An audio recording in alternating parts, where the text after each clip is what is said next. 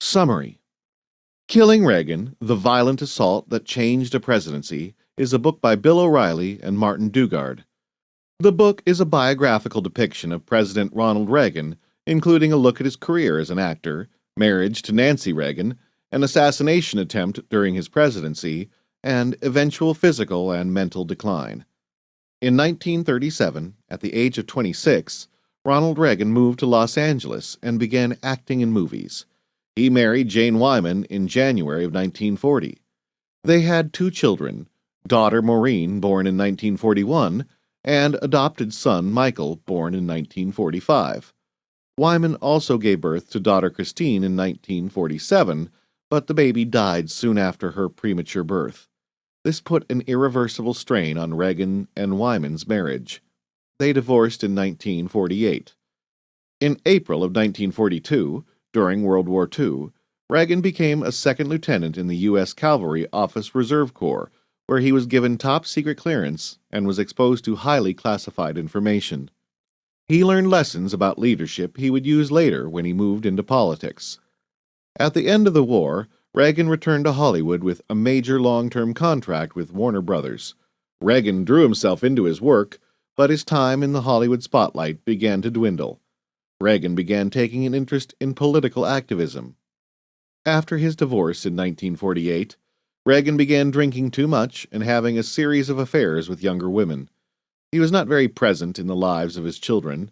His success as a movie star flatlined, and he made mediocre movies as a desperate attempt to cling to fame. Reagan also served as president of the Screen Actors Guild, SAG, from 1947 to 1952, and again in 1959. At the same time, he fanned the flames of his passion for politics, especially the global fight against communism. In October of 1947, Reagan appeared before the House Un-American Activities Committee to speak about communism. It was his first visit to Capitol Hill, and the experience stayed with him. In 1951, he combined time spent on acting and working for SAG with anti-communist speaking engagements around the country. He called this living his double life of acting and politics. Reagan met Nancy Davis and married her in 1952. They had two children, Patricia, born in 1952, and Ronald, born in 1958. Nancy recognized Reagan's potential for greatness and was determined to mold him to become a great man. Power in the relationship shifted to Nancy, who controlled much of what Reagan said and did. Reagan began acting in a Las Vegas show to support his family in 1954. Reagan was reluctant to pursue a career in television, but Nancy pushed for it. In September of 1953, he became the host of General Electric Theater. Reagan was successful there, and he enjoyed traveling the country to visit with employees at General Electric factories, where he learned about the economy and local governments. These experiences fanned his political aspirations once again. While Reagan had been a Democrat for a long time, Nancy's conservative views began heavily influencing him. In 1962, he switched parties. General Electric fired Reagan, which some believe was because of pressure from powerful liberals. In 1964, Reagan presented a speech entitled "A Time for Choosing," in support of Barry Goldwater, a presidential candidate at the time. This later became known as the speech. Reagan felt this experience changed his career path forever. In 1967, Reagan was elected governor of California. He served 2 terms. Reagan battled Americans' perceptions of him as an actor versus a politician, as well as the fact that his conservative views differed from American trends at the time. Reagan was successful as California's governor. Nancy began putting in place what was needed to begin her husband's presidential campaign after he announced he would not run for a 3rd term as governor. Reagan ran against Gerald Ford in the 1976 Republican primaries. Ford attempted to offer Reagan other jobs, including the potential vice presidency, so he would not run against him, but Reagan refused. On November 20th, 1975, after Reagan gave a speech in Miami, a man approached Reagan with what turned out to be a toy gun. The man, Michael Lance Carvin, was later sentenced to 10 years in prison, not only for the threat on Reagan, but for the phone and mail threats against Ford and his vice president, Nelson Rockefeller. Ford won the Republican National Convention by a slim margin. Ford lost the election to Jimmy Carter. Carter had a rough time as president, however, including a deadly botched hostage situation that signaled the eventual end of his presidency. In 1980, Reagan ran against Carter for the presidency and won by a landslide. He chose his closest Republican rival, George H.W. Bush, as his vice president. Reagan again battled public perceptions from the beginning of his presidency, including assumptions about his age, physical health, intellect, and conservative beliefs. Many also questioned the amount of control Nancy had over him. Reagan dealt with tense relations with the Soviet Union, particularly its leader, Leonid Brezhnev. Reagan still despised communism and was determined to end its spread across the world. On March 30th, 1981, John Hinckley Jr., a mentally disturbed young man who was obsessed with actress Jodie Foster, waited outside the Washington Hilton and fired 6 bullets at Reagan and his entourage.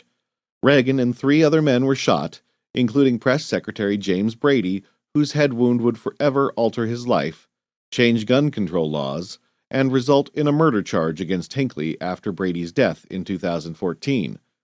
Reagan, who was hit in the chest by a bullet that ricocheted off the presidential limousine, recovered, but his physical health was never the same. On June 21, 1982, Hinckley was found not guilty of the assassination attempt due to insanity and was sent to St. Elizabeth's Hospital, a psychiatric facility.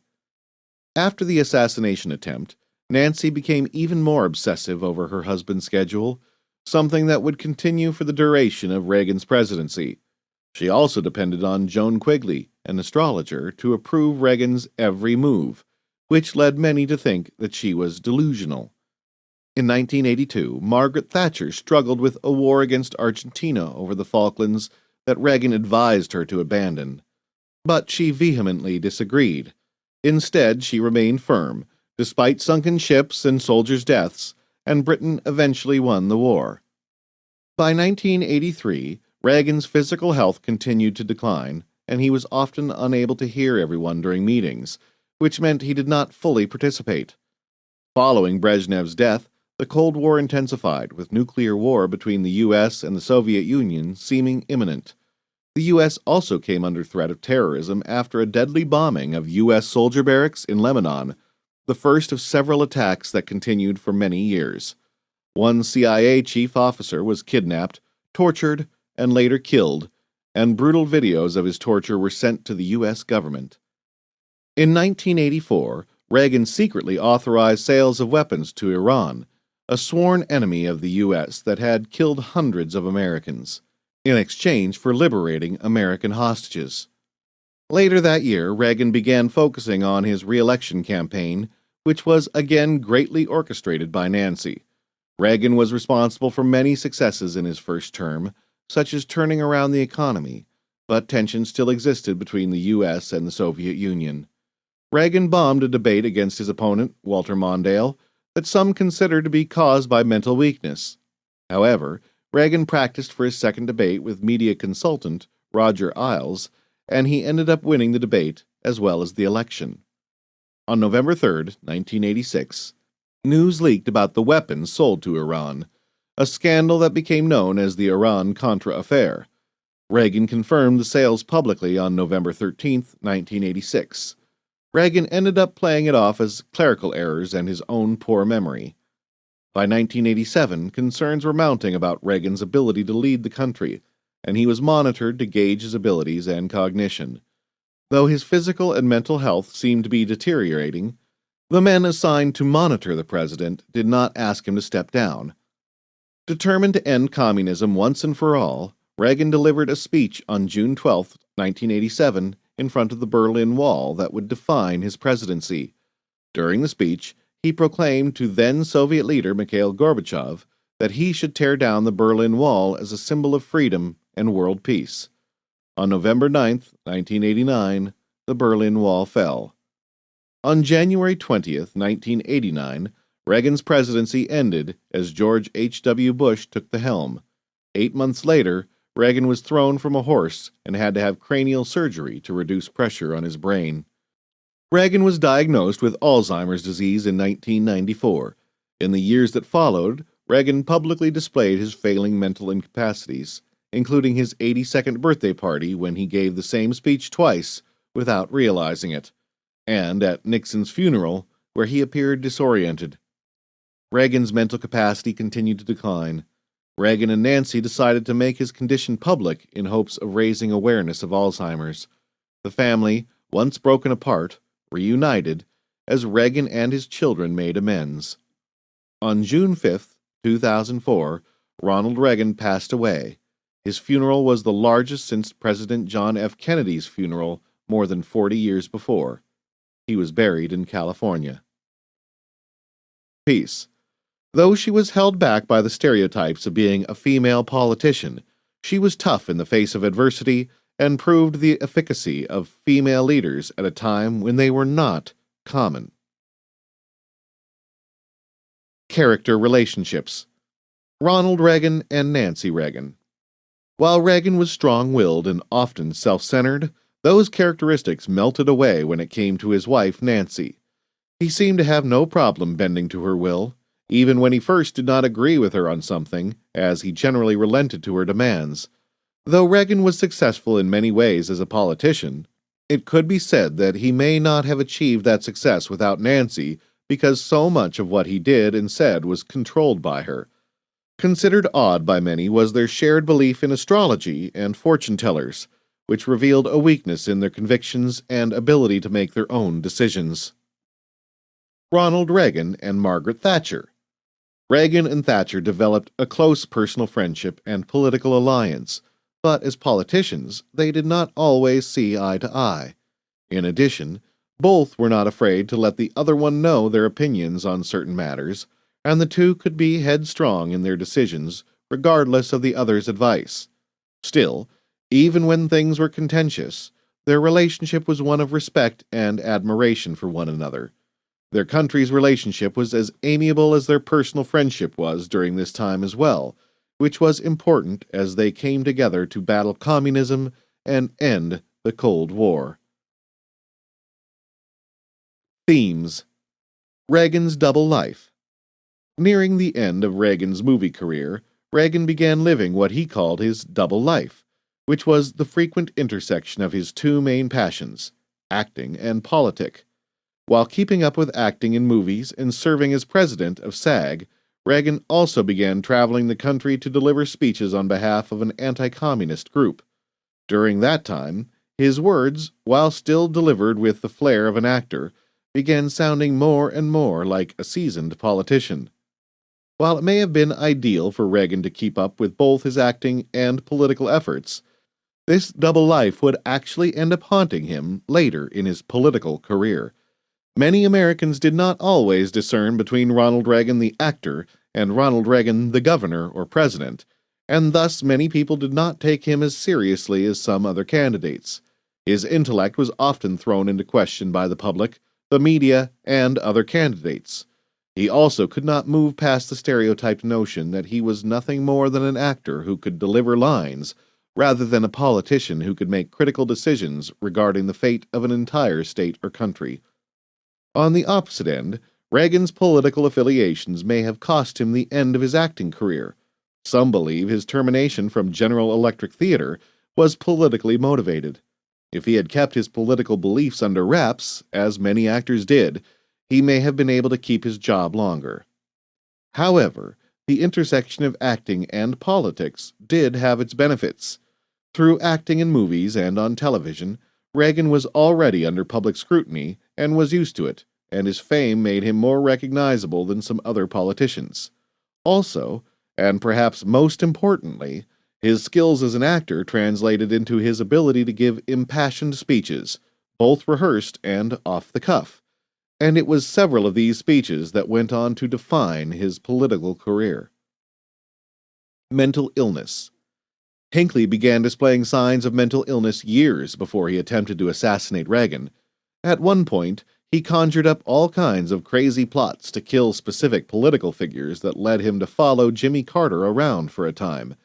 He also became obsessed with actress Jodie Foster.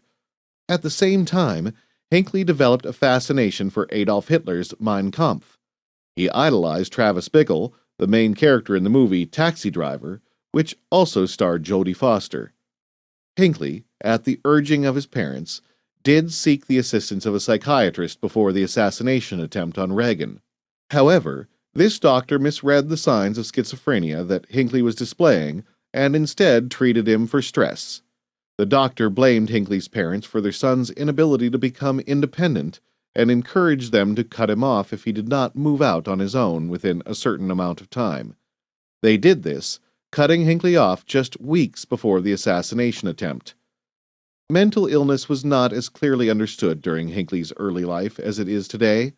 Mental health care was in a period of flux during the 1970s, with increased focus on the side effects of specific treatments. Mental health advocacy did not exist until the 1960s, when groups, consisting mainly of former patients, began to form. The federal government took notice in the 1970s, encouraging states to support these advocacy groups with small grants. Ironically, one of the first things Reagan did when he entered office in 1981 was to reduce funding for mental health programs that might have helped Hinckley and others like him.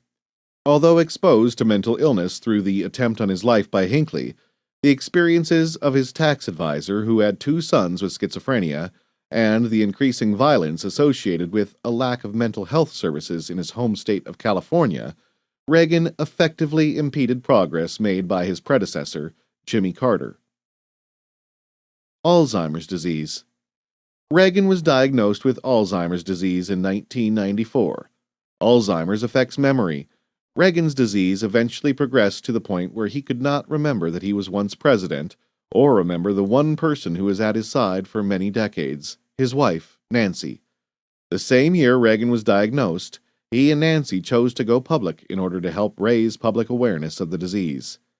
Alzheimer's disease robs the patient of one of the things that makes a person human, their memory. It was likely a difficult thing for Reagan's family to witness, as it would be for any family. By sharing their struggle with the American people, the Reagans shone a light on a disease that was, up to that point, somewhat obscure for most Americans. At the time, Reagan was the most famous person to go public with his struggle. Now other celebrities have come forward to admit they, too, suffer from the disease, including Glenn Campbell and Rita Hayworth. By sharing his condition with the American public, Reagan helped Alzheimer's come into the public eye, and more attention has been paid to it since in terms of diagnosis, scientific research, and public discussion. Control. Much was made by the media and others in Reagan's political circles about the level of control Nancy had over the president's work and life in general. Not a single appointment was approved without Nancy's consent, and she herself would seek approval from her astrologists, which meant people outside of Reagan himself actually had a great deal of control over the presidency, and in turn, the country. While Reagan may have been in control of his actions, he had relinquished much control into the hands of others, namely his wife and the astrologists he trusted. Reagan, previously a Democrat, was not conservative until he began adopting the conservative views held by his wife.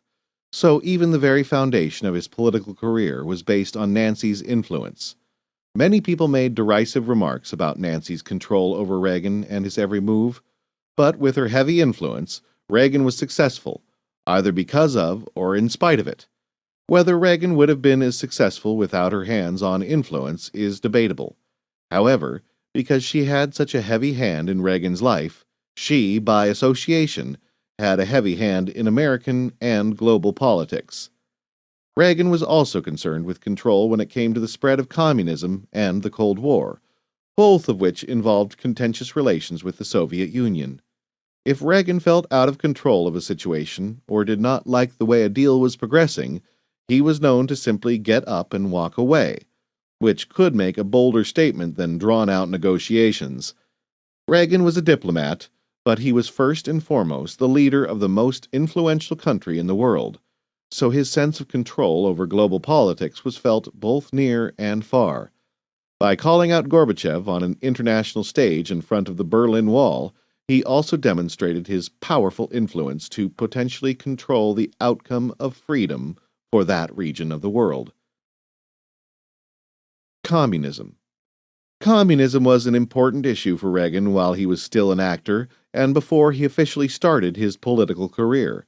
Some of his earliest political actions were in the name of anti-communist movements, and he later dedicated much of his political career to ending the spread of communism throughout the world. Communism was considered attractive by many people outside of the Soviet Union, Cuba, and other communist nations, including in the United States. Intellectual and fashionable were two words that even Hollywood itself used to describe communism. However, it did not take long for the schism in Hollywood caused by communism to erupt into violence, which served to prove Reagan's point concerning the dangers of the spread of communism. After the battle over communism became personal, permeating the Hollywood community he loved and resulting in threats on his life, Reagan assumed a lifelong vendetta against communism that would ultimately define many of his actions as a political figure and later as president.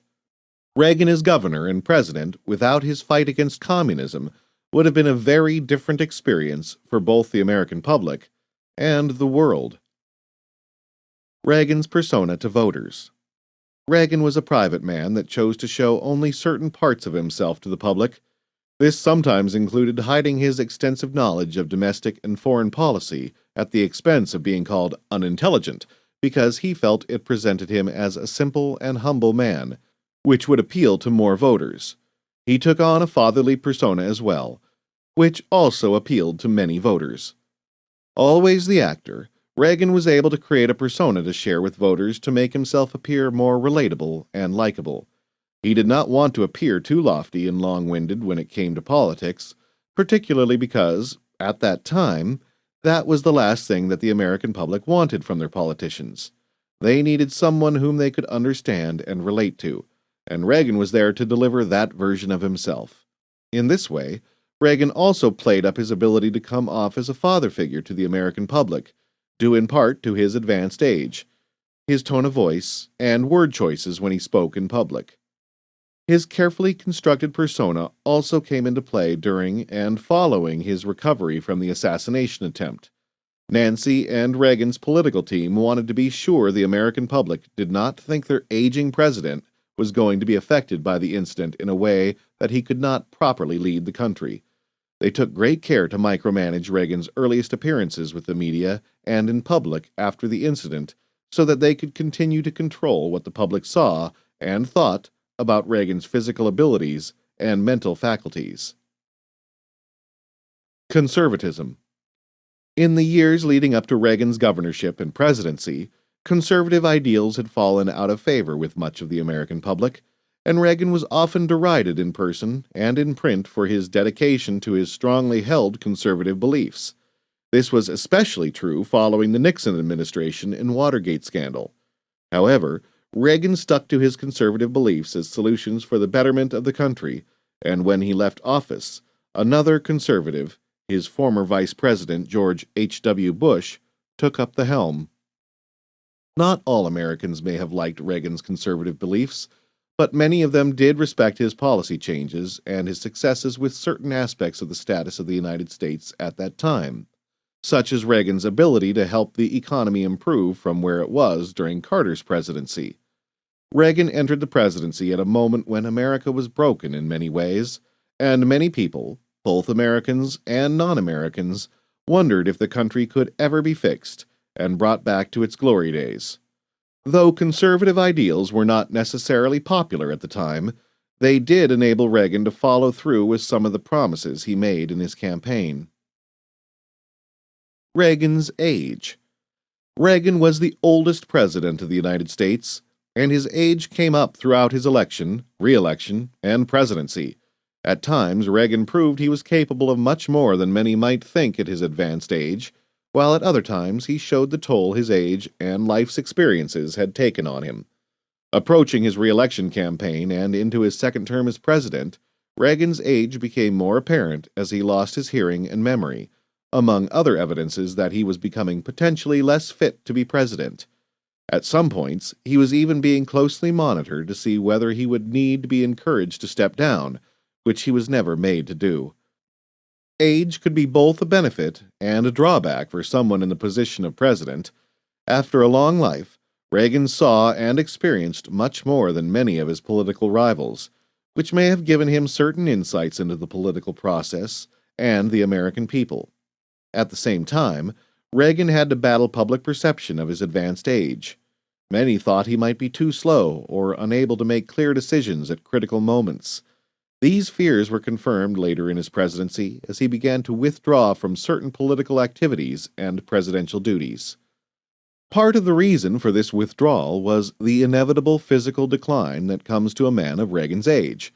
Because he began to lose his hearing and his memory, this affected his ability to participate in and lead certain meetings, which was concerning for those monitoring the president's activities. Reagan also began to tire easily, which made keeping up with a busy presidential schedule more difficult. But that issue was often remedied by Nancy's own control over making a schedule that her husband could keep up with. In the end, Reagan was able to confidently lead the country until he was 77 years old. Main characters: Ronald Reagan. Reagan was an actor, governor of California, and president of the United States, and was the victim of an attempted assassination. He was dedicated to ending the spread of communism and the Cold War. Nancy Reagan. Nancy was Ronald Reagan's second wife and was very involved in much of Reagan's actions and daily schedule during his presidency. John Hinckley, Jr. Hinckley attempted to assassinate Ronald Reagan. He was mentally ill and decided to pursue the assassination attempt to win the love of actress Jodie Foster. Margaret Thatcher. Thatcher was the Prime Minister of Great Britain from 1979 to 1990. She was also Reagan's personal friend and political ally. Richard Nixon. Nixon was a president of the United States. He resigned from the presidency on August 9, 1974, because of a scheme to illegally eavesdrop on political opponents, a scandal commonly known as the Watergate scandal. Gerald Ford. Ford was a president of the United States who attempted to offer jobs to Reagan to prevent him from running against Ford during the Republican primaries in 1976. Jimmy Carter. Carter was a president of the United States who ran against Reagan in the 1980 presidential election and lost. George H.W. Bush. Bush was Reagan's vice president who briefly presided over the country during times of Reagan's ill health, such as after his assassination attempt. Leonid Brezhnev. Brezhnev was a Soviet leader who Reagan came up against during his fight to end the spread of communism and the nuclear arms race with the Soviet Union. Author's style. Author Bill O'Reilly wrote this biography based on research that covered not just historical facts, but lesser-known anecdotes, and even thoughts and emotions of political figures that have not made it into the history books. He frequently writes with the end in mind, such as by beginning the book with a scene chronicling Reagan's final moments of life, or by beginning individual chapters saying how many years a character has left to live. The author also takes care to describe the lives and personalities of other politicians and political figures when they intersect in some way with Reagan's life, such as details about Thatcher, Carter, or Nixon.